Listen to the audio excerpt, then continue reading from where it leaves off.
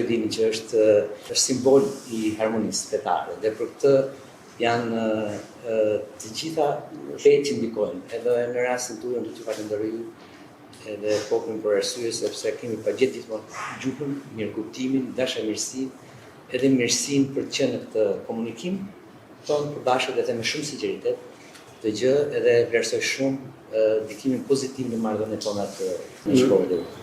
Këtu harmonia ndërmjet komuniteteve është vetëm thjesht planin etik. Është dhe në sigurinë kombëtare.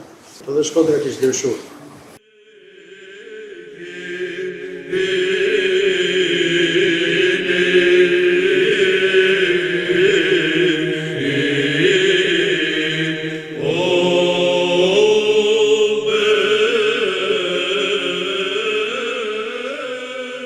Vogël simbolike japin njerëzit të Shkodrës për një filigram në argjend që është një shenjë që ne duam që ta mbanim simbolike të Shkodrës. Po ne gjithë bicikleta edhe që ta mbanin në tryezën tuaj si një kujtim për vlerësimin edhe respektin ton për vlera e vërtetë e dhuratës nuk është e dhurata, është e dhuruesi. Faleminderit.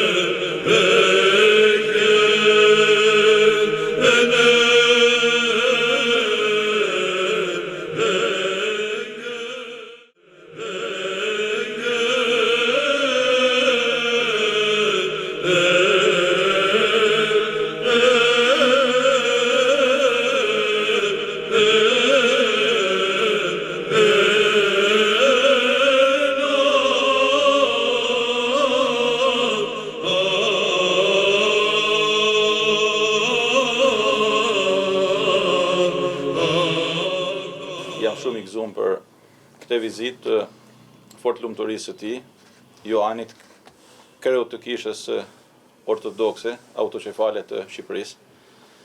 Edhe patjetër që kjo vizitë që përkon edhe me atmosferën e begat të këtyne mujve të mirë.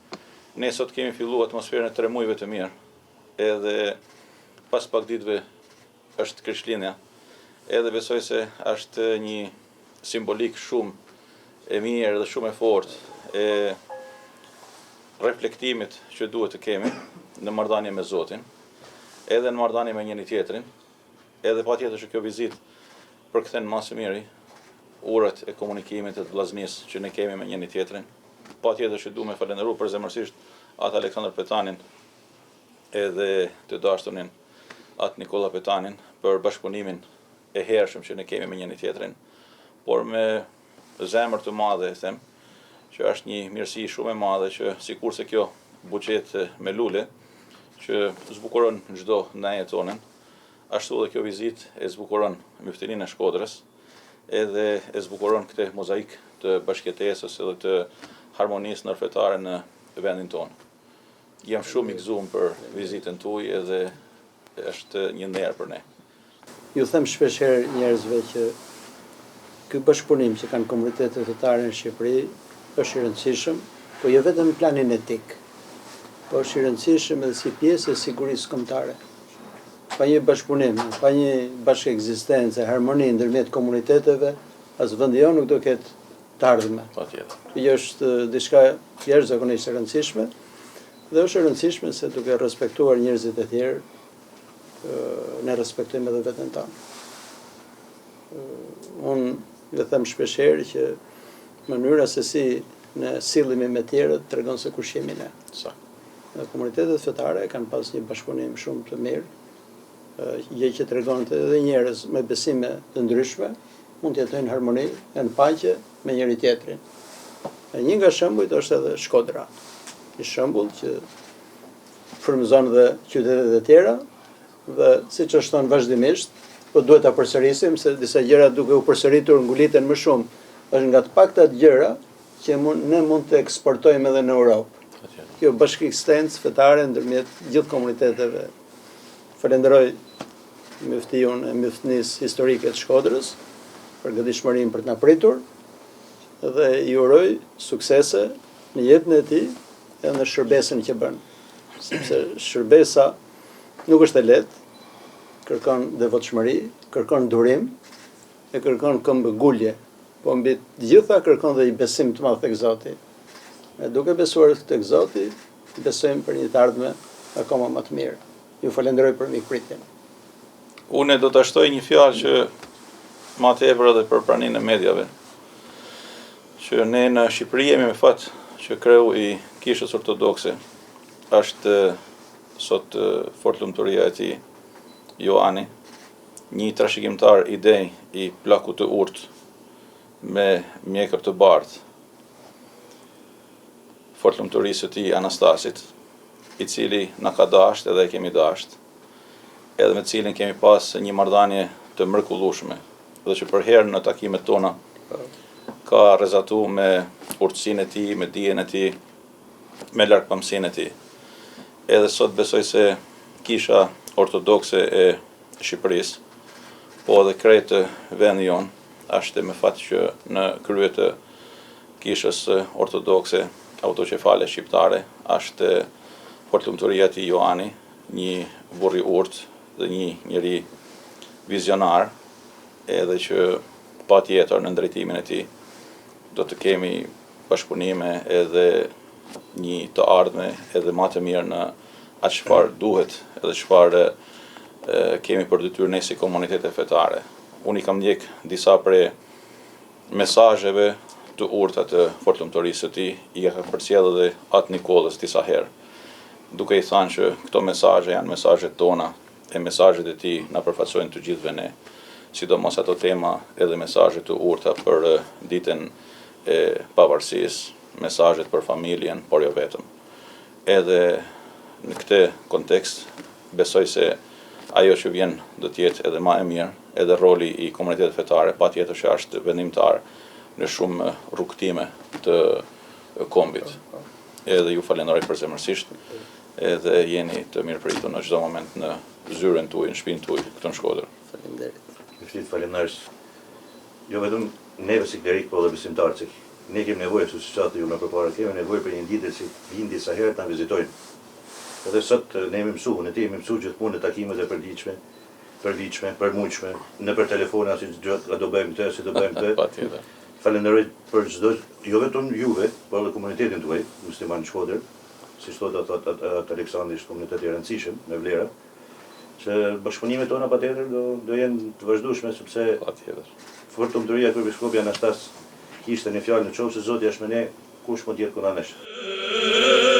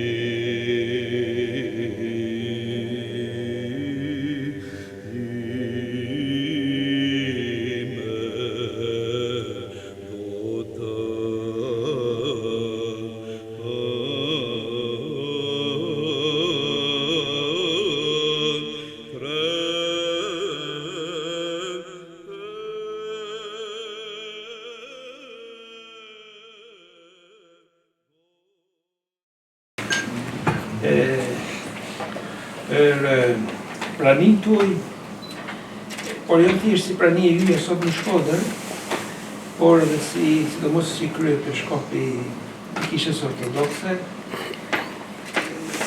pasus idej i të madhit kryepiskopi Janollatës, të cilët i cili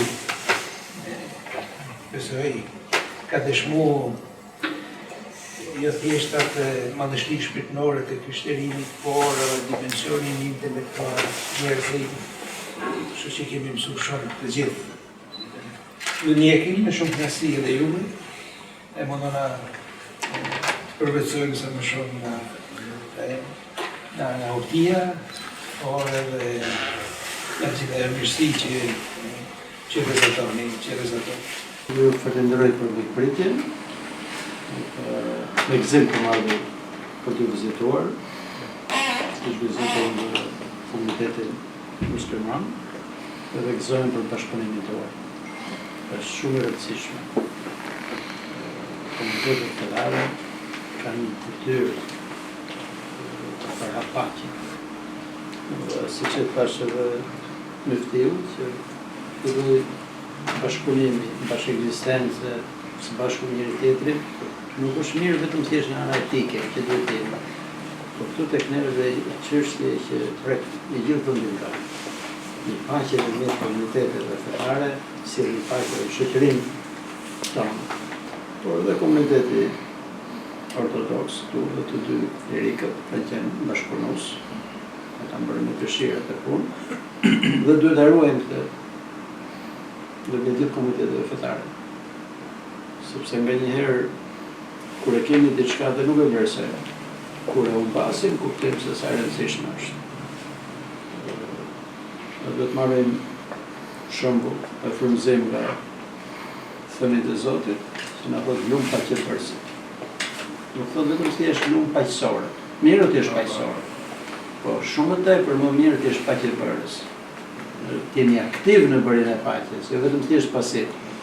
Dhe kjo është detyrë e gjithë komuniteteve tona, dhe le ta ruajmë këtë trashëgimi që na ka ardhur në parët, dhe të mundohemi të zhvillojmë më tej. Vendi jonë ka nevojë për paqe, se kanë ndodhur shumë grindje, sherrë vazhdimisht. Dhe shembulli i komuniteteve fetare është një shembull i dukshëm, që edhe komunitete me besime të ndryshme mund të jetojnë paqe dhe harmoni me njëri tjetrin. Gjë që i mungon shpeshherë shoqërisë tonë. Dhe ky lloj shembulli do jetë shumë i rëndësishëm, sepse do ndikojë tek besimtarët tanë dhe në të njëjtën kohë do ndikojë edhe në gjithë shoqërinë tonë. Ne duhet të përpiqemi vazhdimisht. Ndimin e Zotit çdo gjë është. Ju në Shkodër keni një marrëdhënie shumë të mirë me njëri tjetrin, komunitete të tjera, gjë që është pothuajse në gjithë Shqipërinë, por në ca vende është më e dukshme, në ca vende nuk është aq e dukshme. Dhe le të ruajmë këtë pasuri. Sepse si thash më parë, kur e kemi, ngaherë dhe nuk e vlerësojmë më shumë. Por në vende që mungon, e vlerësojmë jashtëzakonisht këtë gjë. Ju falenderoj edhe një herë për shqipëritjen. Faleminderit ju. Ju uroj dhe Krishtlindje të bekuara dhe një vit të ri të mbarë për gjithë secilin nga ne.